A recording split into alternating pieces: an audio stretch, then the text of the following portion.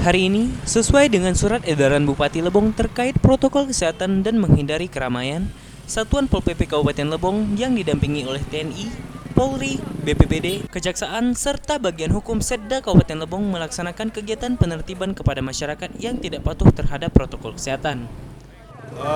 Kami pada hari ini mulai tanggal 1 Desember ini sudah memperlakukan protokol kesehatan sesuai dengan edaran Bupati Lebong terkait dengan untuk patuh protokol kesehatan termasuk menghindari dan mencegah kerumunan-kerumunan termasuk hajatan.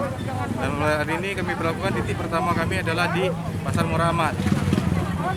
Sistem kami memperhatikan dan tempat-tempat keramaian kami akan lakukan operasi. Untuk masyarakat yang masih bandel terhadap protokol kesehatan, Satpol PP Kabupaten Lebong tidak segan akan mengenakan sanksi sesuai dengan Perbup nomor 45 tahun 2020. Dan jika masih terdapat kegiatan yang mengundang keramaian, akan dikenakan sanksi Undang-Undang Dasar yang lebih tinggi bahkan KUHP. Untuk masyarakat yang masih memandang kami kenakan sanksi sesuai dengan Peraturan Bupati Kabupaten Lebong nomor 45 tahun 2020. Tidak menutup kemungkinan apabila ada pelanggaran sifatnya mengumpulkan orang ramai, itu kami akan kami tingkatkan untuk persangsian menggunakan undang-undang yang lebih tinggi maupun KUHP. Kegiatan penertiban protokol kesehatan ini akan dilakukan setiap hari sampai tanggal 5 Desember. Setelah pelaksanaan Pilkada serentak pada tanggal 9 Desember, pihak Satpol PP Kabupaten Lebong akan langsung melanjutkan kegiatan penertiban ini.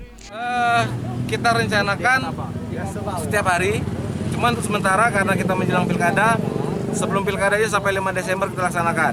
Karena setelah itu akan ada hari tenang. Setelah Pilkada mungkin akan kami lanjutkan lagi. Jadi sampai 5 Desember itu tiap hari Pak ya? Sementara sampai 5 Desember kita tiap hari. Rega Saputra, Lebong TV, melaporkan.